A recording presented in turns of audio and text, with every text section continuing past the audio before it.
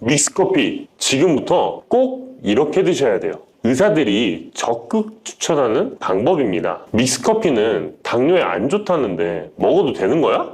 요즘 이렇게 질문하고 있지 않으신가요? 결론부터 말씀드리면 어떻게 먹는지에 따라 믹스커피는 건강에 도움이 될 수도 있고 안 될 수도 있습니다. 그래서 잘 알고 먹어야 하는 거죠. 지금부터 믹스커피에 대한 모든 것을 자세히 알아볼 텐데요. 영상 끝까지 보시면 믹스커피 성분, 효능, 부작용, 건강에 어떤 영향이 있는지와 사람에 따른 하루 권장량, 믹스커피와 같이 먹으면 정말 좋은 식품까지 그동안 몰랐던 믹스커피에 대한 모든 진실 아실 거예요. 제일 먼저 기억하실 게 믹스커피의 성분인데요. 믹스커피는 과연 어떤 성분으로 만들어졌을까요? 물론 믹스커피 제조사마다 성분이 조금씩 다르지만 가장 많이 드시는 믹스커피를 기준으로 말씀을 드릴게요. 믹스커피 성분 첫 번째는 프림입니다. 프림의 원료는 코코넛의 속살인데요. 코코넛 과육에서 채취한 식물성 지방을 분말로 만들어서 믹스커피의 프림으로 사용하는 것입니다. 근데 이 프림이 지방이니까 몸에 안 좋고 콜레스테롤 수치를 높인다 하는 분들도 있고 식물성 지방이라서 오히려 몸에 괜찮다 하는 분들도 있는데요. 어떤 게 맞는 걸까요? 정확히 말하자면 프림에 들어있는 지방은 코코넛에 추출한 식물성 지방이 맞긴 하지만 콜레스테롤을 대놓고 올리는 나쁜 포화지방이 맞습니다. 그런데 여기서 기억하셔야 할 것이 있는데요. 프림에 사용되는 주요 성분인 야자유는 중세지방산으로 일반적인 포화지방산과는 조금 다릅니다. 이 중세지방산은 일반적으로 체내에서 빠르게 흡수되어 에너지원으로 전환됩니다. 또한 일반적인 포화지방산과는 다르게 심혈관 건강에 악영향을 미치지 않고 소화에도 도움을 줄 수 있는 지방산이에요. 또한 믹스커피 프림에 들어있는 포화지방산은 그 양이 완전히 적다는 것입니다. 요플레 하나 정도에 들어가 있는 양이라고 할 수 있죠. 요플레는 건강을 위해 드시잖아요. 결국 믹스커피에는 몸에 안 좋은 포화지방산이 들어있지만 소량이라서 콜레스테롤 수치에 영향이 하루 한 잔 정도로는 매우 크게 좌지우지할 수 없다고 할 수 있습니다. 그리고 콜레스테롤에 대한 것도 잘 아셔야 하는데요. 우리가 식사하면서 섭취하는 콜레스테롤은 약 20%를 차지하고 나머지 80% 정도는 필요한 만큼 신체에서 자연적으로 합성됩니다. 그렇기 때문에 단순히 커피 한 잔 정도를 마신다고 해서 콜레스테롤 수치가 급격히 올라가거나 건강에 이상을 끼칠 정도의 영향을 주지는 않는다는 거죠. 믹스커피 성분 두 번째는 설탕입니다. 설탕은 당 성분으로 칼로리가 높아서 당연히 몸에 안 좋은 걸로 알고 계실 거예요. 더군다나 믹스커피에 들어있는 설탕은 정제 과정을 거친 백설탕이라 일반적인 설탕보다 흡수 속도가 어마어마하게 빠릅니다. 즉 믹스커피를 마신 후 만족감을 쉽게 느끼는 것은 그만큼 흡수율이 빠르기 때문인데요. 이 당이 소화 과정을 거치지 않고 곧바로 혈액에 녹아들게 됩니다. 왜 안 좋은지 아시겠죠? 근데 여기서 반전이 있어요. 믹스커피에는 설탕이 5g 정도밖에 안 들어있다는 건데요. 쉽게 설명하자면 우유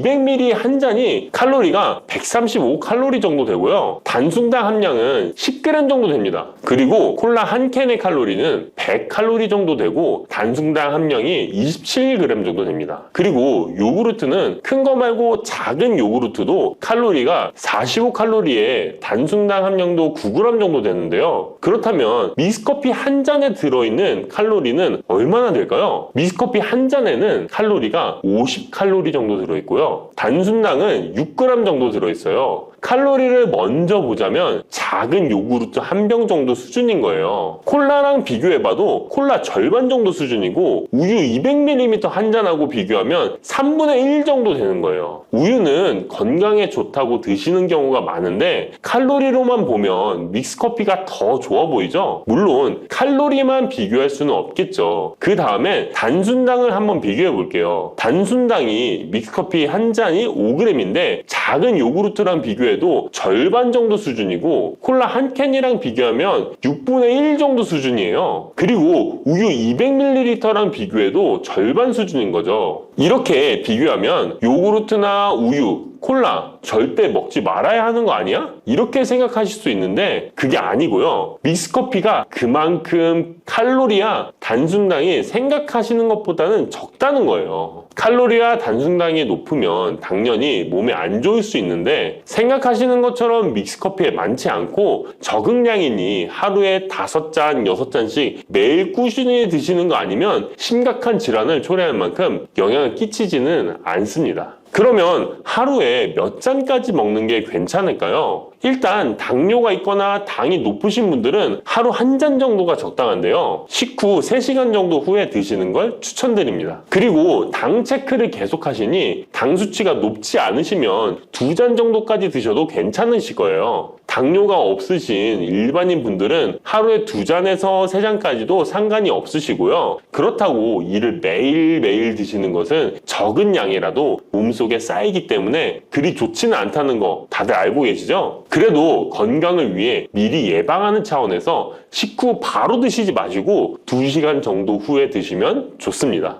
믹스커피의 성분 3번째는 커피에 들어있는 카페인입니다. 카페인에 대해 설명하기 전에 믹스커피도 일반 커피처럼 커피가 들어가 있기 때문에 커피 성분이 주는 효능이나 부작용도 나타날 수 있습니다. 먼저 커피의 효능을 보자면 커피의 효능 첫 번째, 암 예방 효과입니다. 미국 건강 매체 캔서 헬스에 따르면 ITPR3라는 물질은 대장암에서 간 전이에 기여하는 유전자의 발현을 유도해서 도미노 효과를 유발하는 물질인데 특별한 억제제는 아직 없지만 커피를 마시는 사람들에서 카페인이 이 ITPR3에 대한 억제 효과를 보인다는 것을 발표했고 카페인 섭취와 대장암 재발 및 사망률의 관계를 추적한 결과 하루 4잔 이상 커피를 마신 환자들이 전혀 마시지 않은 사람들에 비해 생존율이 현저히 향상된 것으로 규명된 바 있는 연구도 진행했었습니다. 이런 실험을 진행하면서 커피의 카페인에 대한 효능들이 지금까지 다양하게 연구되고 있는데요. 그렇다고 해서 커피를 무조건 많이 드시란 이야기는 아니고 또 믹스커피 자체가 이런 효능이 있다는 말도 아니에요. 커피에 카페인에 대한 몇 가지 실험을 이야기 드린 거고요. 그만큼 카페인에 대한 너무 부정적인 인식을 변화시켜 보시라고 말씀드리는 거예요. 커피의 효능 두 번째는 기억력 회복 효과입니다. 서울대 식품생명공학부 교수님께서 쥐의 인지 능력을 실험했는데요. 쥐를 물에 빠뜨린 뒤 안전한 장소에 도착하는 시간을 측정해 봤더니 평균 10초 정도 걸렸습니다. 그 쥐들에게 기억력을 손상시킬 수 있는 물질들을 투입하고 같은 실험을 했을 때 안전한 장소를 발견하는데 최대 40초가 걸렸습니다. 이 쥐들은 두 그룹으로 나눠 한 그룹은 하루에 3잔의 커피를 다른 그룹은 6잔의 커피를 주입했습니다. 그 결과 하루 3잔의 커피를 준 쥐들은 20초로 빨라졌습니다. 그런데 하루 6잔을 주입한 쥐들은 거의 정상으로 돌아왔고 평균 10초 정도 걸렸습니다. 이런 결과에 따르면 커피가 기억력 회복에 확실히 도움이 되었다고 할 수 있는 실험도 있다고 간략히 소개해드리는데 참고로 이 실험에서는 일반 카페인 커피와 디카페인 커피 두 종류를 같이 실험했는데 거의 똑같은 효과를 보였습니다. 결론은 커피에 카페인이 없어도 커피에 들어있는 클로로겐산 등 각종 항산화제 성분 덕분에 기억력 회복 효과가 높아졌다는 것입니다. 정말 놀랍지 않나요? 나이가 들어가면 기억력이 안 좋아지고 인지 능력 장애가 오면서 더 나아가서는 치매가 올 수도 있는데 커피의 성분이 이런 질병을 예방할 수 있다니 너무 커피를 부정적인 시각으로 보시지 않아야겠죠? 그렇다고 남용하면 안 되시고 모든 사람에게서 동일한 실험 효과가 나타나는 것이 아니니 자신의 상태를 잘 알고 드셔야겠죠? 다만 카페인에 예민하신 분들은 믹스커피나 일반 카페인 커피를 드시면 잠을 잘 못 주무실 수도 있으니까 디카페인 커피를 추천드립니다. 그리고 역류성 식도염, 위염 같은 위장 질환이 있으신데 커피는 드시고 싶은 분들은 될 수 있으면 디카페인 커피를 드시면 되겠죠?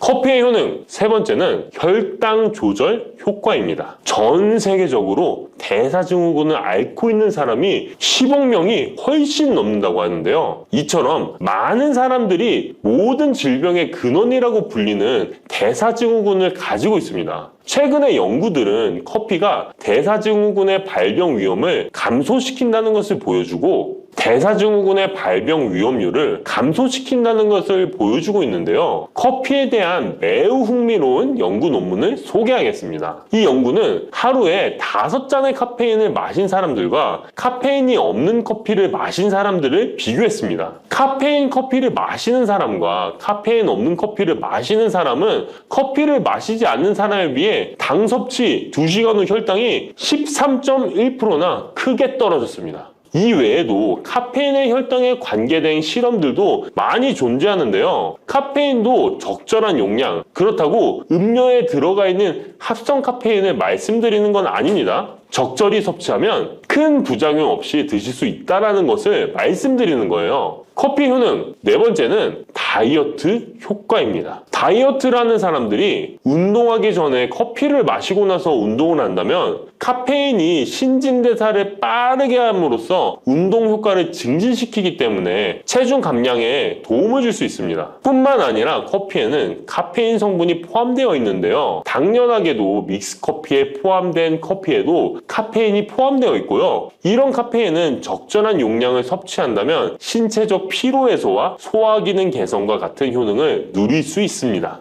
오전에 커피 한 잔을 마시면 화장실에 가고 싶어지는 것도 커피에 카페인 성분이 장 운동을 활발하게 해주는데 영향을 주기 때문입니다. 카페인 성분이 장 운동을 활발하게 해주는데 영향을 주기 때문입니다. 물론 이뇨작용도 활발히 해줘서 소변도 조금 더 많이 보게 되긴 합니다. 다시 돌아가서 믹스커피에 들어있는 세 번째 성분 카페인에 대해 알아볼게요. 믹스커피에 포함된 카페인 용량은 제품마다 차이가 있을 수 있어요. 하지만 평균적으로 60mg가량의 카페인이 한 잔 용량의 믹스커피에 포함되어 있는데요. 이는 일반적인 아메리카노 대비 3분의 1 수준에 해당하는 수치입니다. 결과적으로 믹스커피의 카페인은 일반 아메리카노보다도 훨씬 적게 들어있는 거죠. 그렇다면 식약처에서 권고하는 카페인 1일 최대 섭취량은 얼마나 될까요? 일반 성인의 경우 카페인 최대 섭취량은 400mg 정도이고요. 어린이나 청소년은 체중 1kg당 2.5mg 이하, 임산부는 200mg 정도입니다. 그러나 임산부의 경우에는 카페인이 태아에 미치는 영향이 조금이라도 있으니 안 드시는 게 좋겠죠? 콜라 한 캔에 카페인이 보통 35mg 정도 들어있으니 믹스커피가 카페인 함량도 크지 않다는 걸 알 수 있습니다. 여기서 잠깐! 그렇다면 믹스커피와 같이 먹었을 때 효과를 극대화시킬 수 있는 식품이 있을까요? 커피와 같이 먹으면 좋은 음식, 첫 번째는 강황입니다. 노란 빛깔의 강황가루를 넣은 커피를 골든 라떼라고도 부르고 있습니다. 강황이 몸에 좋다는 사실이 알려지면서 이미 미국과 유럽 등 전 세계적으로 엄청난 인기를 끌고 있는 새로운 종류의 커피 중 하나인데요. 강황에 함유된 커큐민 성분에는 강력한 항염 효과를 지니고 있어서 체내의 염증 유발 물질을 억제하며 암세포가 발생하고 증식되는 위험을 낮춰줍니다. 또한 우울증을 완화하는 데도 도움이 되며 기억력을 개선하고 치매를 예방하는 등의 다양한 효능을 가지고 있습니다. 강황 커피는 커피 한 컵에 강황 한 티스푼을 넣어 마시면 좋은데요. 강황 속의 커큐민은 우리 몸에 굉장히 흡수되기 어려운 성질을 가지고 있습니다. 그래서 세계적으로 유명한 원료 기업들은 각 기업마다의 커큐민 흡수율을 높인 특허 원료를 만들어내곤 하는데 간단하게 흡수율을 높일 수 있는 방법이 있습니다. 바로 후추입니다. 미국 텍사스 주립대학에서 실시한 연구 결과 강황의 커큐민은 후추의 페페린과 만나면 흡수율이 2000%까지 높아지는 것으로 나타났습니다. 강황 커피에 후추를 아주 살짝 넣어 드시면 건강 개선 효능을 높일 수 있으며 만약 향이 강하다고 느껴지신다면 우유를 조금만 넣어 드셔도 아주 좋습니다. 믹스커피와 같이 먹으면 좋은 음식 두 번째는 계피입니다. 커피에 계피를 넣으면 아주 향긋한 커피를 즐길 수 있어요. 후추와 정향에 이어 세계 3대 향신료 중 하나인 계피는 이미 수천 년 동안 약재로 사용되어 왔으며 여러 연구를 통해 계피의 다양한 효능이 입증되어 왔습니다. 커피의 원료 생산지인 멕시코에서도 커피에 시나몬 스틱을 넣은 커피를 즐겨 마신다고 합니다. 미국 당뇨협회가 발표한 연구에 따르면 제2형 당뇨병 환자에게 계피를 투여하자 혈당 중성지방 수치는 낮아지고 좋은 콜레스테롤 수치는 높아졌다고 해서 블랙커피에 계피 2분의 1 티스푼을 넣은 후에 섞어 마시는 것이 황금 비율이라고 하니 한번 참고해서 드셔보시면 좋을 것 같네요. 특히 혈액순환에도 아주 좋습니다. 믹스커피와 같이 먹으면 좋은 음식 세 번째는 생강입니다. 강력한 항산화 성분을 가진 생강을 커피에 넣어 함께 곁들여 마시면 생강의 알싸한 맛이 부드러워지면서 향긋한 생강커피를 즐길 수 있습니다. 생강의 매운맛을 내는 쇼가올과 진저롤 성분이 혈중 콜레스테롤을 낮춰서 동맥경화나 뇌경색 등을 예방하며 항염, 항암 효과가 뛰어나서 암을 유발하는 종양세포의 성장을 억제하는 등의 다양한 효능을 지니고 있습니다. 특히 기관지를 확장시키는 효과가 있어서 기관지염이나 천식, 비염을 달고 사시는 분들은 자주 섭취하시면 아주 좋습니다. 추가로 생강에는 디아스타제라는 단백질 분해 요소가 있어서 식후 커피에 생강가루를 넣어 마시면 장 운동을 촉진해 더부룩한 속을 해소하는 데에도 도움을 얻을 수 있습니다. 드시는 방법은 커피 한 컵에 생강가루 한 티스푼을 넣어 드시면 되고, 생강의 맛이 걱정되신다면 처음에는 조금씩 넣어서 서서히 맛을 익혀가는 것도 좋은 방법이라고 할 수 있습니다. 제가 말씀드린 방법이 무조건 믹스커피를 먹어라 먹지 말아라 하는 말은 아니고, 믹스커피에 대한 오해와 건강을 걱정하시는 분들께 어떤 식으로 먹으면 조금이나마 건강에 대한 걱정을 덜게 만들어 줄까 하는 의문에서 시작한 것이기 때문에 오해 말고 편안하게 들어주시면 좋겠습니다. 여러분, 달콤 쌉쌀한 계피 좋아하시나요? 저는 향긋한 수정과도 좋아하고 계피가루를 얹은 라떼도 매우 좋아하는데요. 계피는 단순히 향긋한 맛을 주는 향신료 이상의 효능을 가지고 있다는 것 알고 계신가요? 우리가 몰랐던 계피의 효능, 함께 먹으면 좋은 음식들, 그리고 주의할 점까지 자세히 알려드릴게요. 첫 번째 계피의 효능은 바로 암 예방 효과입니다. 계피는 항산화 성분이 풍부한 음식인 거 아시나요? 우리나라뿐만 아니라 전 세계적으로 계피는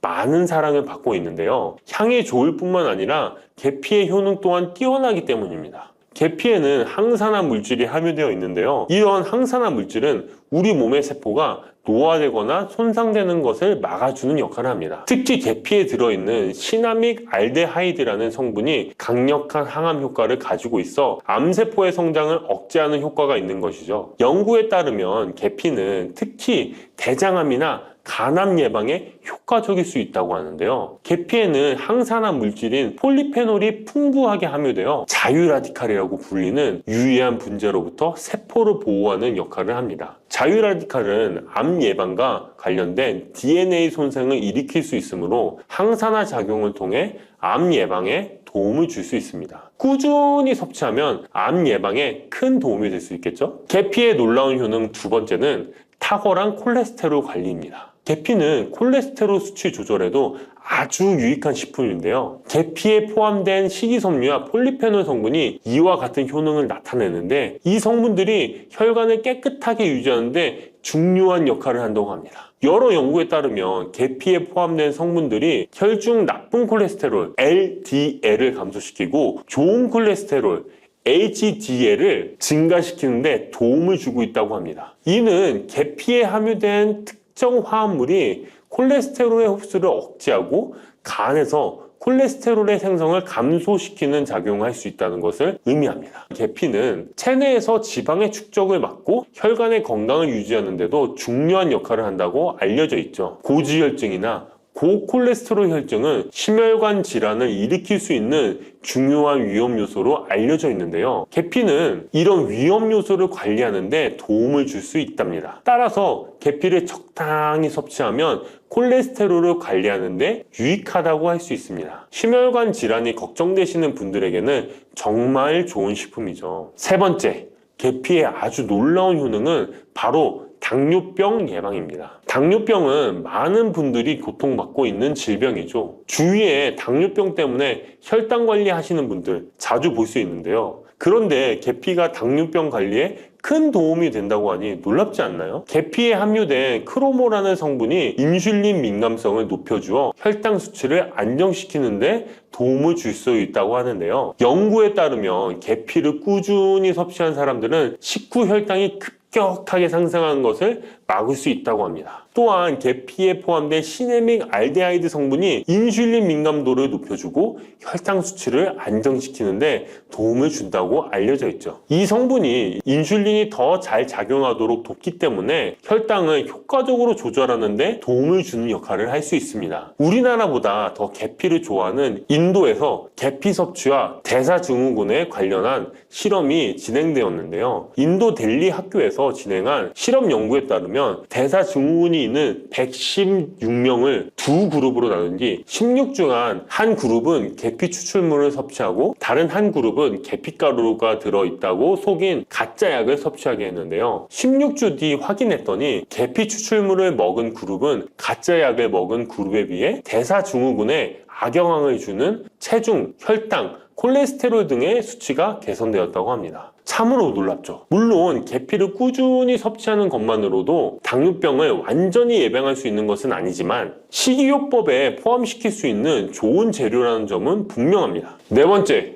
계피의 놀라운 효능은 바로 항염작용입니다. 계피가 항염작용까지 있다니 참 신기하죠? 계피에는 항염증 작용이 있는 화합물이 함유되어 있는데요. 계피에 들어있는 시나믹 알데하이드 성분은 염증을 줄이는데 효과적이라고 연구 결과도 있습니다. 이 성분은 몸속 염증 반응을 억제해 주어 관절염, 근육통, 염증성 질환이 있는 분들에게 매우 유익한 식품이죠. 특히 체내에서 발생하는 염증은 만성적인 질환을 유발할 수 있기 때문에 이를 예방하는 것이 중요한데요. 계피를 섭취하면 몸속 염증을 낮춰주는데 도움을 줄 뿐만 아니라 면역력 강화에도 긍정적인 영향을 미친다고 알려져 있습니다. 겨울철에는 찬바람과 습기로 인해 염증이 쉽게 발생하는데 계피를 섭취하면 몸을 따뜻하게 해주고 염증을 예방하는 데 도움이 됩니다. 계피 섭취가 일상적인 건강 유지, 특히 쌀쌀한 겨울에 아주 좋은 영향을 미친다고 할 수 있죠. 그렇다면 이것들과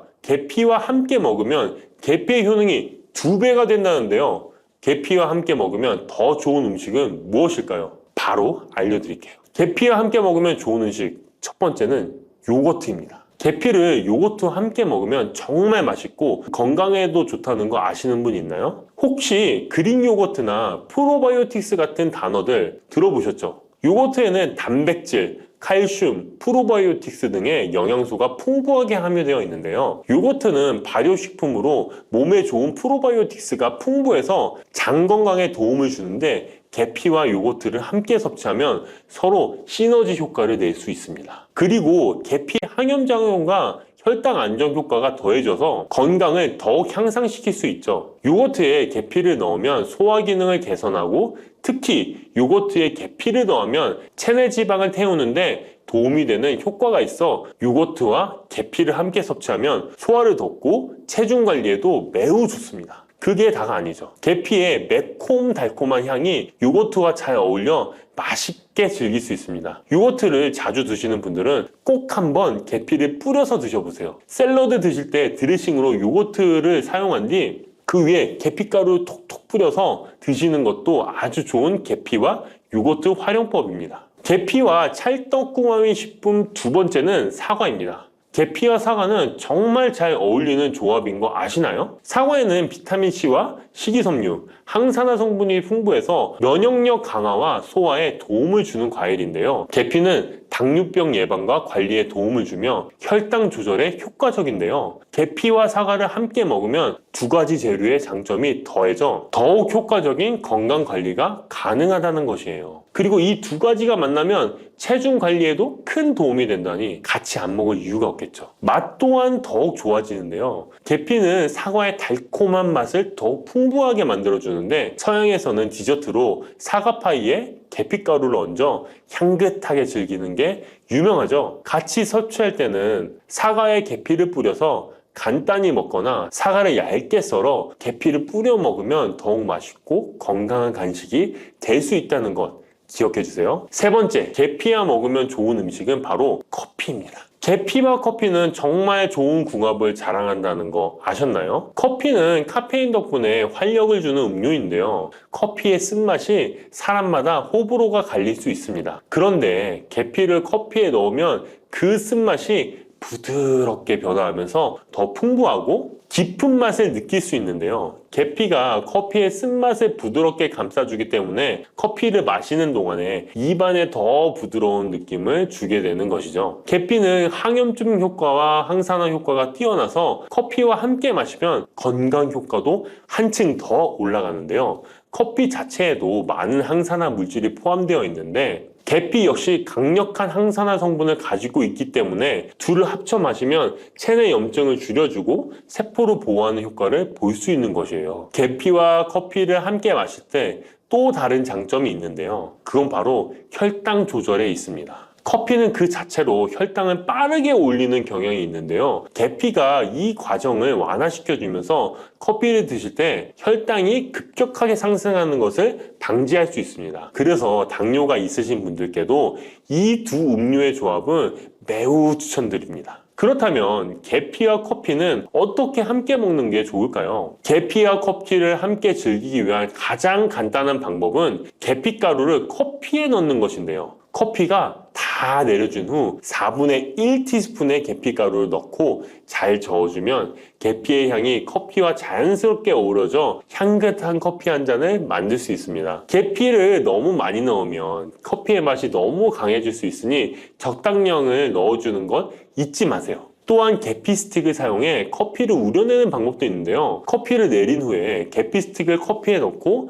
몇 분간 우려내면 계피의 향이 은은하게 배어들어 훨씬 더 맛있고 건강한 커피를 즐길 수 있습니다. 계피 스틱을 사용하면 시각적으로도 멋진 효과를 줄 수 있기 때문에 커피를 더욱 고급스럽고 멋스럽게 즐기고 싶다면 계피와 커피 꼭 한번 같이 우려보세요. 계피와 찰떡궁합 꿀조합을 알려드렸다면 이번에는 계피와 함께 먹으면 몸에 해가 되는 음식이 있다는 것을 알고 계신가요? 그것은 바로 귤이나 자몽, 레몬 같은 시트러스 계열의 과일인데요. 계피와 시트러스 계열 과일을 함께 먹으면 안 되는 이유 바로 알려드릴게요. 많은 분들이 시트러스 계열 과일, 예를 들어 오렌지나 레몬을 좋아하시는데요. 이 과일들은 비타민C가 풍부하고 상큼한 맛이 참 일품이죠. 하지만 계피와 시트러스 과일을 함께 먹을 때는 주의가 필요한데요. 계피의 주요 성분 중 하나인 시나몰은 계피가 가진 가장 독특한 향을 만들어내는 성분. 계피의 주요 성분 중 하나인 시나몰은 계피가 가진 독특한 향을 만들어내는 성분인데 이 시나몰이 시트러스 계열 과일의 산성 성분과 결합하면 위에서 소화가 잘 되지 않거나 불편한 증상을 유발할 수 있습니다. 특히 속쓰림이나 위경련이 일어날 수 있는데요. 이는 계피와 시트러스 과일이 소화효소의 분비를 방해하고 서로 반응하면서 위에 자극을 주기 때문입니다. 거기에다 시트러스 과일의 산도가 더해져 위산이 과도하게 분비될 수 있기 때문에 계피와 오렌지, 레몬, 귤과 같은 과일들을 함께 먹는 것은 피하는 것이 좋습니다. 만약 계피와 과일을 함께 즐기고 싶다면 아까 알려드렸던 사과도 매우 좋고 아니면 배도 계피와 잘 어울리는데요. 이러한 과일 소화에도 부담을 주지 않기 때문에 이제부터 계피와 과일을 함께 드시고 싶다면 꼭 유의해 주세요. 계피가 많은 효능을 가지고 있지만 부작용도 있을 수 있는데요. 계피를 섭취할 때 주의할 점은 무엇일까요? 그건 바로 과다 섭취, 간에 손상을 줄 수 있기 때문입니다. 계피는 적당히 섭취하면 건강에 많은 도움을 주지만 과다 섭취 시에 간에 부담을 줄 수 있다는 거 아셨나요? 특히 일반적으로 판매되는 카시아 계피는 쿠마린이라는 성분을 포함하고 있는데요. 이 성분은 과다 섭취 시에 간 손상을 일으킬 수 있습니다. 쿠마린은 간 독성을 일으킬 수 있는 물질로 알려져 있기 때문에 계피를 과다하게 섭취하는 것은 최대한 피하는 것이 좋겠죠? 여기서 우리가 주로 섭취하는 계피가 카시아 계피인지 세이론 계피인지 헷갈리시는 분도 있으실 거예요. 둘의 차이점을 알려드릴게요. 일반 계피는 주로 카시아 계피인데요. 카시아 계피는 중국, 인도, 베트남 등의 아시아 지역에서 많이 재배됩니다. 이 계피는 맛이 더 강하고 매운맛이 나면서 향도 좀 더 진하죠. 가격도 비교적 저렴해서 국내 유통되는 계피는 대부분 이 카시아 계피입니다. 세이론 계피는 주로 스리랑카, 인도의 일부 지역에서 자주 자생하는데요. 이 세이론 계피는 쿠마린의 함량이 매우 적답니다. 그래서 세이론 계피는 일반 계피보다 상대적으로 많이 섭취해도 건강에 부담이 적다는 것이죠. 세이론 계피는 향도 더 섬세하고 가벼운 느낌을 준다는 건데요. 세이론 계피는 더 희귀하고 가격이 비싸고 고급 계피로 취급되며 주로 건강식품이나 고급 요리에 사용됩니다. 앞서 말했듯이 우리가 쉽게 구할 수 있는 계피는 카시아 계피인데요. 그래서 섭취할 때는 보통 하루에 1에서 2g 정도 섭취하는 것이 안전한 양으로 권장되고 있고, 과다 섭취로 계피의 부작용을 경험하고 싶지 않으시다면 계피를 섭취할 때는 적당량을 지키는 것이 중요합니다. 꼭 기억해 주세요. 들깨를 이렇게 드시면 당뇨와 혈당이 싹 사라지고 치매도 예방할 수 있어요. 들기름. 들깨하면 무엇이 생각나시나요?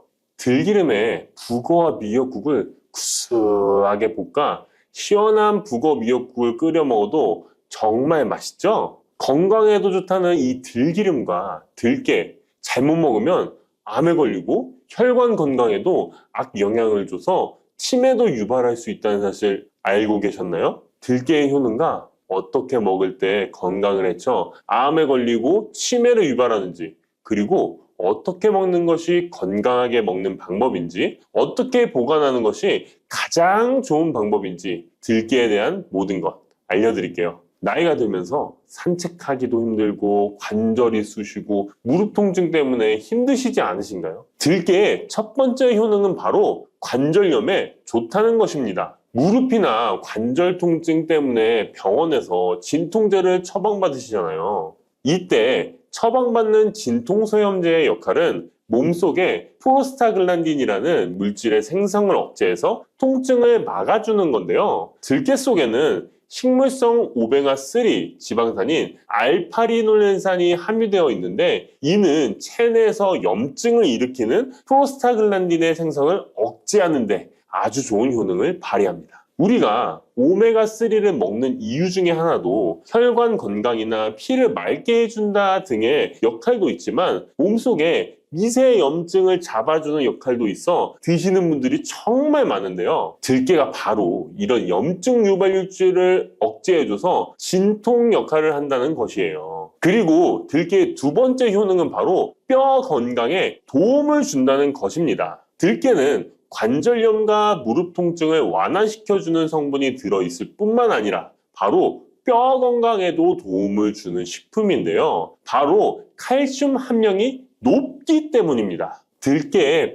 100g에는 390mg 정도 되는 칼슘이 함유되어 있어 뼈 건강에 아주 도움을 줄 수 있는 좋은 식품이기도 합니다. 그래서 뼈 건강에 아주 도움을 줄 수 있는 좋은 식품이기도 합니다. 그래서 들깨를 꾸준히 섭취하면 골다공증 예방에도 참 좋은데요. 골다공증은 중년 이후 노화가 진행될 때 영양 불균형이 생기면서 많이 발병하게 되는데요. 여성의 경우 폐경 이후에 골밀도가 많이 감소해서 골다공증이 발생하는 경우가 많습니다. 노인의 골반 골절은 65세 이상은 30%가 1년 내에 사망하고 80세 이상은 50%가 2개월 내에 사망을 할 수 있으므로 노인의 뼈에 대한 관리는 매우 중요한데요. 골다공증의 관리는 뼈 건강을 유지하고 골절 위험을 줄이기 위해 중요합니다. 뼈 건강을 위해 들깨 꾸준히 섭취하는 게 좋겠죠? 나이가 들면서 깜빡깜빡하는 일이 잦아지고 기억력이 떨어져 고민되시는 분이 많으시죠? 이제 걱정하지 마세요. 세 번째 들깨 효능은 바로 뇌 건강, 뇌신경을 튼튼하게 해주고 기억력을 높여주며 치매를 예방하는 데 도움을 준다는 것입니다. 이렇게 좋은 효능이 있는 이유는 들깨에 바로 아까 잠깐 말씀드린 오메가3가 풍부하게 함유되어 있기 때문입니다. 오메가3는 등푸른 생선에 많이 함유되어 있다고 알고 계시잖아요. 이것은 동물성 오메가3고요. 식물성 오메가3인 알파리놀렌산이 들깨에 많이 함유되어 있는데요. 들깨에 함유된 지방산 중에서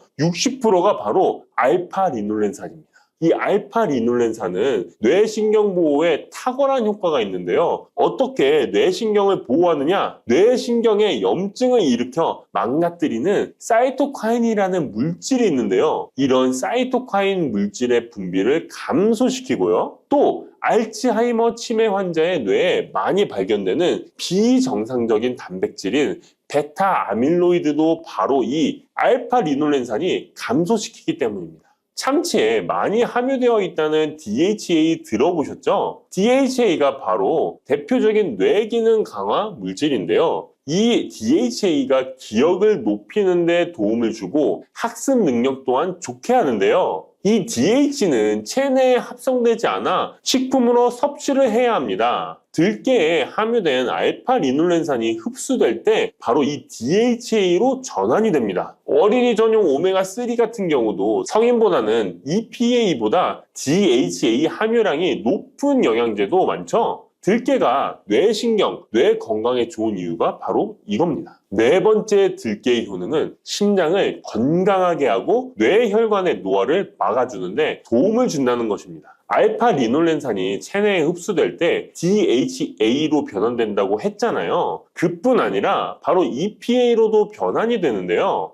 이 EPA가 어떤 역할을 하냐면 바로 혈소판 응집을 억제해 혈관에 혈전이 생기는 것을 방지하는 효능이 있습니다. 그리고 혈관을 튼튼하게 하는 효능과 혈액의 중성지방과 나쁜 콜레스테롤인 LDL을 낮추고 좋은 콜레스테롤인 HDL을 높여주는 역할도 합니다. 미국의 심장협회에서는 허혈성 뇌졸중, 심장마비로 인한 돌연사, 관상동맥 질환 등의 위험을 감소시키기 위해 매주 1에서 2회 이상 오메가3 지방산이 풍부한 등푸른 생선을 섭취하는 것이 도움을 준다고 발표했습니다. 그런데 이 오메가3 지방산의 함량을 살펴보면 100g당 오메가3 지방산의 함량이 연어에는 11.5g, 고등어에는 9.9g, 들깨에는 무려 63.1g이나 함유되어 있습니다. 정말 많이 함유되어 있죠? 들깨에는 연어에 비해 5배 이상 들어있다는 것입니다. 들깨를 꾸준히 드셔서 혈관도 건강하게, 심장도 튼튼하게 유지하시기 바랍니다. 다섯 번째 들깨의 효능은 바로 변비에 좋다는 것입니다. 들깨의 껍질에는 식이섬유가 풍부한데요. 들깨 100g에는 18g 정도로 풍부한 식이섬유가 함유되어 있습니다. 이 식이섬유는 장내에서 수분을 흡수하게 되는데요. 수분을 흡수하여 대변을 무르게 하고 장 운동도 촉진하여 변비를 예방하는 데 도움을 주는 것입니다. 또한 불포화 지방산이 풍부한데요. 들깨에 함유된 리놀렌산이 대장의 염증을 억제해주고 변비로 인해 발생할 수 있는 대장질환 또한 예방하는 데 도움을 줄 수 있습니다. 여섯 번째 들깨의 효능은 바로 췌장을 건강하게 하는데 도움을 준다는 것입니다. 들깨에 풍부하게 함유된 루테올린이라는 성분이 있는데요. 이 성분이 몸 안에서 인슐린에 대한 반응도를 높이는 기능을 합니다. 이게 무슨 말이냐면 췌장에서 인슐린을 조금만 분비하게 돼도 몸 안에서 이 인슐린이 작용을 잘해서 혈당이 급격히 올라가는 것을 막아주고 이렇게 되면 췌장에서 인슐린 분비를 줄일 수 있겠죠. 이렇게 췌장의 부담을 많이 덜어줄 수 있다는 것입니다. 루테올린을 통한 인슐린 반응도가 높아지면 당뇨도 예방할 수 있고 혈당 조절에도 많은 도움을 받을 수 있는 것입니다. 일곱 번째 들깨의 효능은 알레르기성 질환을 예방하는데 도움을 주는 것입니다. 들깨에 오메가3 지방산이 많이 함유되어 있다고 했잖아요. 이 오메가3 지방산이 염증을 억제하고 면역력을 강화시키는 효과가 있어서 알레르기 증상을 예방하고 완화시키는데 도움을 줄 수 있는 것입니다. 그리고 또 비타민 E가 풍부하게 함유되어 있는데요. 비타민 E는 항산화 작용에 뛰어나고 알레르기 반응을 일으키는 물질인 히스타민의 분비를 억제하는 효과가 있습니다.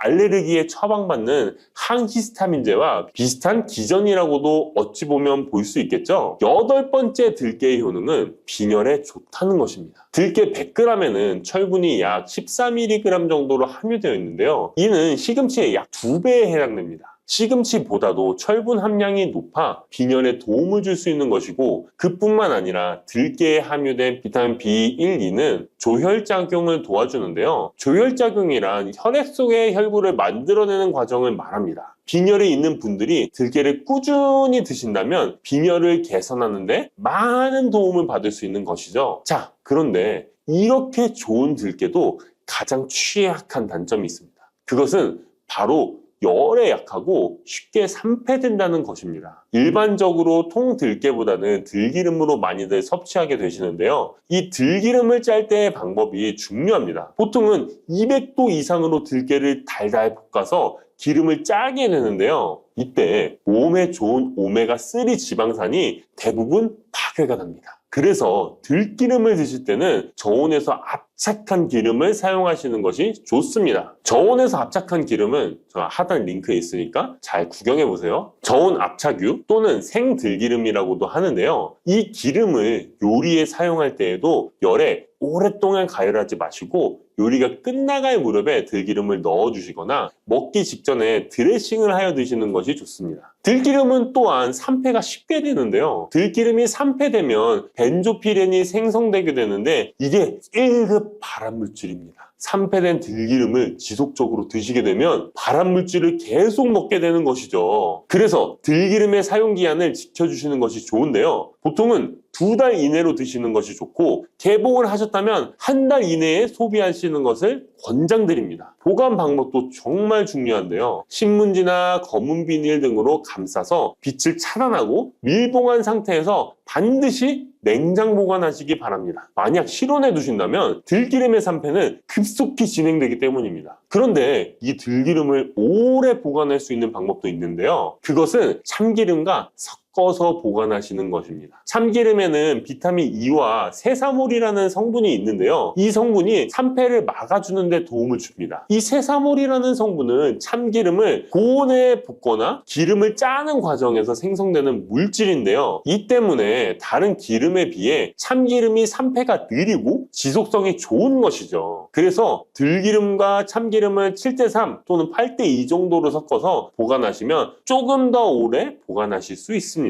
그런데 들깨를 기름으로 드시게 되면 들깨 껍질을 섭취할 수 없는데요. 들깨 껍질에 몸에 좋은 식이섬유와 대표적인 항산화 물질인 폴리페놀 성분들을 다 버리게 되는 것입니다. 그래서 들깨를 제대로 드시려면 들기름보다도 통들깨 자체로 드시는 것이 좋습니다. 마트에 가면 통들깨보다도 들깨 가루를 많이 판매하시는데요. 들깨 가루는 산패가 빨리 되기 때문에 통들깨를 구매해 드시길 바랍니다. 통들깨를 구매하시면 그 안에 작은 돌이라든지 이물질이 들어있어 세척을 잘 해주셔야 되는데요. 세척하는 방법 알려드릴게요. 먼저 들깨를 물에 담가 씻어줍니다. 그리고 물 위에 뜨는 것만 채로 걷어 옮겨주시기 바랍니다. 그렇게 하면 바닥에 이물질만 남는데요. 이것을 버리고 또 물에 담가 씻어주고 물 위에 뜨는 것만 채로 걷어 옮겨주시면 됩니다. 이 같은 작업을 3번, 4번 반복해주면 되는데요. 이렇게 하면 통들깨를 깨끗하게 세척할 수 있습니다. 깨끗하게 세척한 통들깨는 자연 건조해 주셔도 되긴 하지만 시간이 오래 걸리니 팬에 담아 약한 불로 건조시켜 주시거나, 쉬운 방법은 전자레인지를 이용하시면 됩니다. 전자레인지를 이용한 건조 방법 알려드릴게요. 세척한 통들깨를 접시에 담아 주시고요. 이렇게 해서 5분 정도 돌려주시고요. 상태를 확인해 줍니다. 아직 덜 건조되었을 거예요. 한 번에 오랜 시간 전자레인지에 돌리면 들깨가 탈 수 있으니까 이렇게 5분 정도씩 돌려가며 상태를 확인해 주면서 완전히 건조될 때까지 이 작업을 해주시면 됩니다. 완전히 건조된 통들깨는 그냥 스푼으로 떠서 드셔도 되고요. 먹을 만큼씩 믹서기에 갈아서 음식에 넣어 드셔도 되고, 통들깨 자체로 음식에 넣어 드셔도 됩니다. 이렇게 하시면 들깨를 산패되지 않은 상태로 신선하고 건강하게 버리는 것 없이 드실 수 있습니다. 달콤하면서도 신맛이 나고 약간은 쓴맛과 짠맛까지 느껴지는 아주 신비로운 열매, 무엇인지 아시나요? 아시는 분들은 많으시죠? 바로 오미자입니다. 오미자는 5가지 맛이 난다고 해서 붙여진 이름이죠. 이 오미자가 우리 건강에 얼마나 큰 도움을 주는지 아시는 분 있으신가요? 여름에 오미자차를 많이 즐기지만 사실 그 효능은 생소한데요. 이 오미자가 우리 몸에 큰 도움을 준다는데 이 열매가 어떤 효능이 있고 또 어떤 음식과 잘 어울리는지 하나하나 알아보도록 할게요. 오미자는 우리나라뿐만 아니라 중국과 일본에서도 오랫동안 약재로 사용되어 온 열매인데요. 이름에서 알 수 있듯이 신맛, 단맛, 쓴맛, 짠맛, 매운맛 이렇게 5가지 맛이 난다고 해서 오미자라고 불린답니다. 주로 산속 깊은 곳에서 자라는 동굴식물의 열매로 늦여름에서 초가을 사이에 수확을 하죠. 오미자의 많은 효능 중에 가장 유명한 건 기관지에 좋다는 건데요. 오미자가 어떻게 우리의 기관지를 보호하는지 바로 알려드릴게요.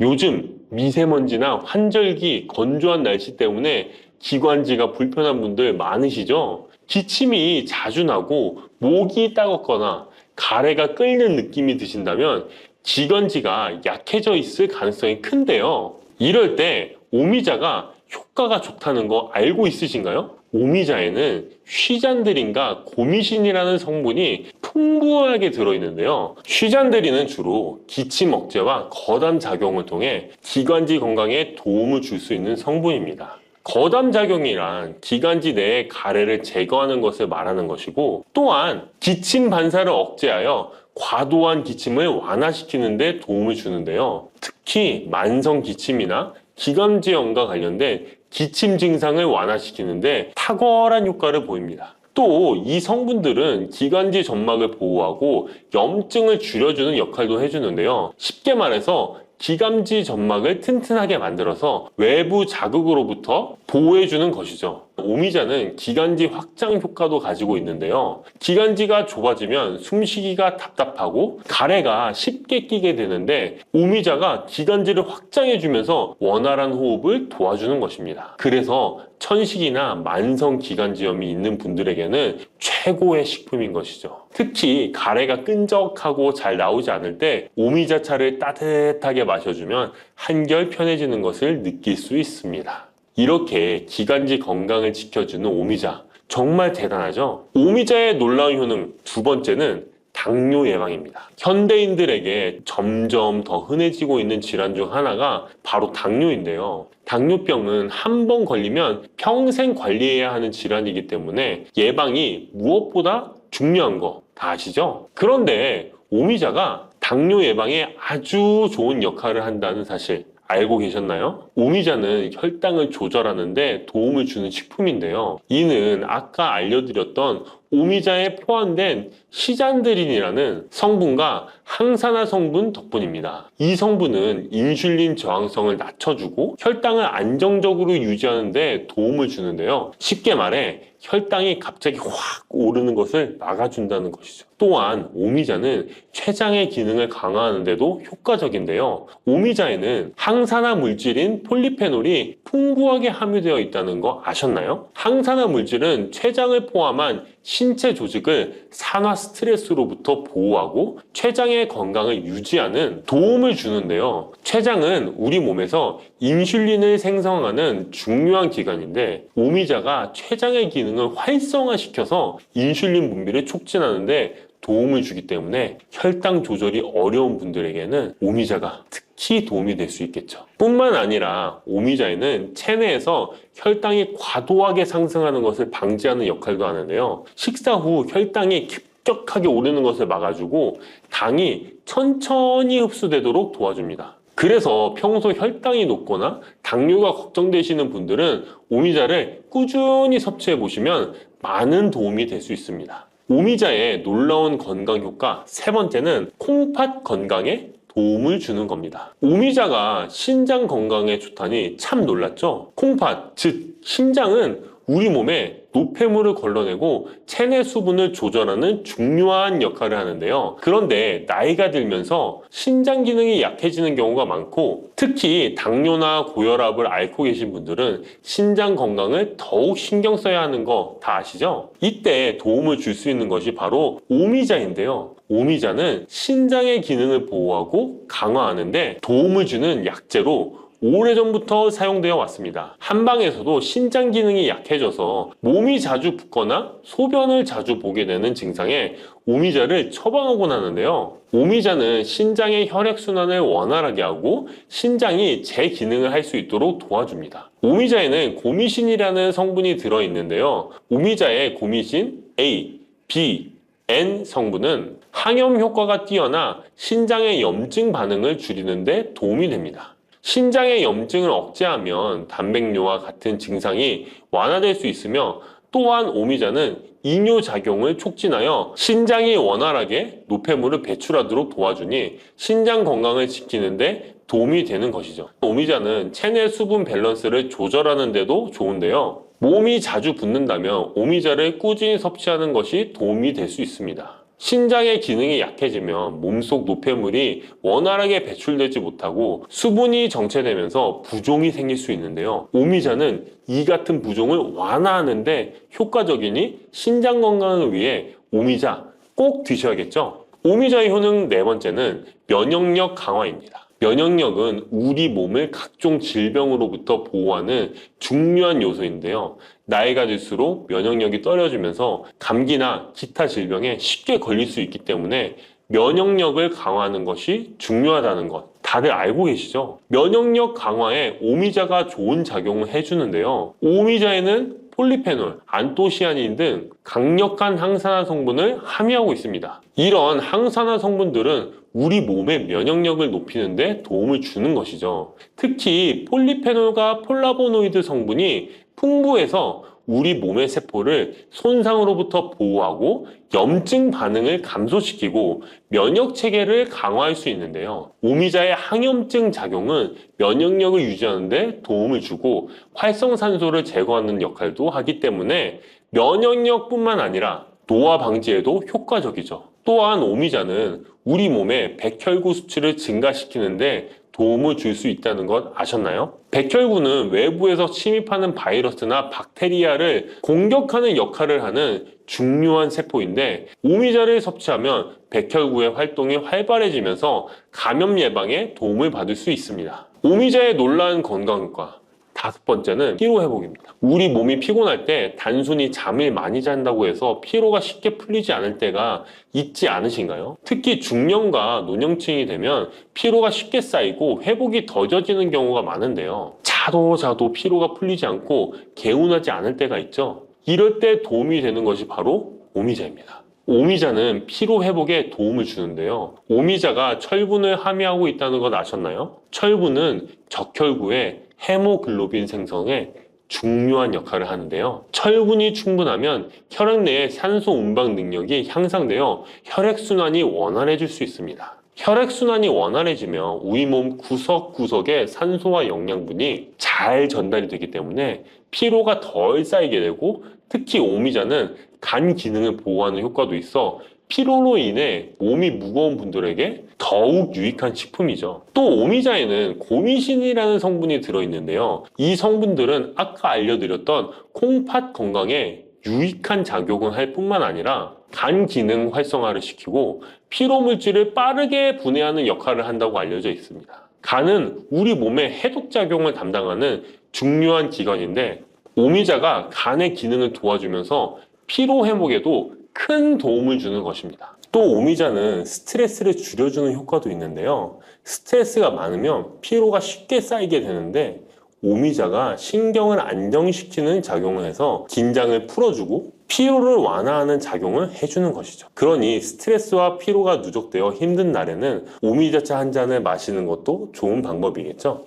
이렇게 여러 가지 건강에 이점이 있는 오미자를 드실 때 생으로 드시는 분들은 잘 없으실 텐데요. 어떤 방법으로 섭취해야 몸에 200% 이득이 되는지 오미자 섭취 방법 바로 알려드릴게요. 오미자를 가장 쉽게 섭취하는 방법은 찬물에 우려 마시는 건데요. 오미자를 뜨거운 물에 넣고 끓이면 끓일수록 꿀이나 스테비아를 넣어서 맛을 조절하면 됩니다. 따뜻한 오미자차도 좋지만 냉침으로 천천히 우려내면 색도 더욱 예쁘고 맛도 깔끔한데요. 여름철에는 시원하게 즐길 수 있어서 더욱 좋은 오미자차. 여름철에는 시원하게 즐길 수 있어서 더욱 좋은 오미자 냉침차 만드는 방법 알려드릴게요. 준비 재료는 간단한데요. 말린 오미자 30g, 물 500ml, 꿀 또는 레몬입니다. 만드는 방법은 말린 오미자는 한번 가볍게 헹궈 거 불순물을 제거해 준 뒤에 깨끗한 물 500ml에 오미자를 넣고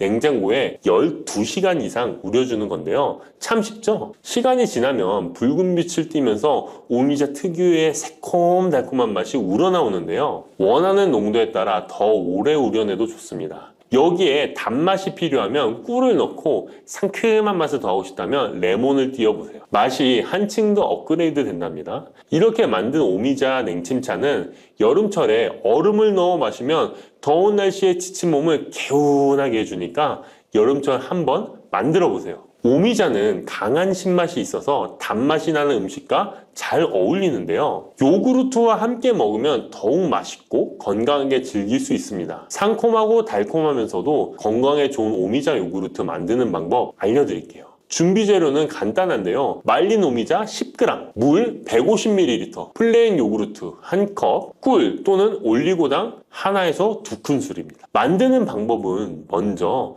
말린 오미자를 물 150ml에 넣고 냉장고에 12시간 이상 충분히 우려주세요. 이때 뜨거운 물이 아니라 찬물에 우려야 영양성분이 더 잘 추출됩니다. 이렇게 냉침으로 우려낸 오미자는 체에 걸러 즙만 따로 준비해주세요. 플레인 요구르트 1컵에 오미자 냉침 액기스를 넣고 잘 섞어줍니다. 신맛이 강하다면 꿀이나 올리고당을 하나에서 2큰술 넣어 맛을 조절해주세요. 이렇게 하면 새콤달콤한 오미자 요구르트가 완성됩니다. 아침에 가볍게 먹거나 간식으로 챙겨 드시면 장 건강에도 도움이 되고 피로 회복에도 좋으니 꼭 해 드셔보세요. 세 번째로 소개해 드릴 것은 오미자청인데요. 오미자청은 오랫동안 보관할 수 있어서 언제든지 쉽게 차로 만들어 마실 수 있습니다. 또한 청을 이용해서 다양한 음식에도 활용이 가능한데요. 오미자청 만드는 방법도 알려드릴게요. 준비 재료는 말린 오미자차 400g 혹은 냉오미자 500g, 설탕 또는 비정제 설탕 500g 또는 꿀 400g, 유리병입니다. 만드는 방법은 말린 오미자일 경우 오미자를 깨끗이 씻은 후에 물에 30분 정도 불려준 뒤 체에 받쳐 물기를 제거한 후에 유리병에 오미자를 담아주세요. 생 오미자는 잘 세척 후 바로 유리병에 담아주세요. 오미자와 설탕 또는 꿀을 넣어 충분히 잘 섞어줍니다. 그 다음 뚜껑을 닫고 상온에서 2에서 3일 정도 숙성시킨 후 냉장고에서 2주 이상 보관하면 오미자청이 완성됩니다. 오미자청은 물에 타서 차로 마셔도 좋고 탄산수에 넣어 에이드처럼 즐겨 마셔도 맛있는데요. 또한 오미자청과 레몬즙을 활용해서 샐러드 드레싱으로도 활용할 수 있습니다. 만드는 방법도 어렵지 않고 활용 방법도 많으니 한번 집에서 해보시는 것도 좋겠죠? 몸에 좋은 오미자차도 과하게 드시면 안 좋은데요. 오미자는 혈압을 상승시킬 수 있는 성분을 소량이지만 함유하고 있기 때문에 고혈압을 걱정하는 분들이라면 다량으로 섭취하는 것은 피하셔야 하는데요. 특히 혈압 약물이나 혈액 응고 약물을 복용 중인 분들은 오미자를 다량으로 드시게 되면 약효의 영향을 줄 수 있기 때문에 적당량 드시는 것이 좋겠습니다.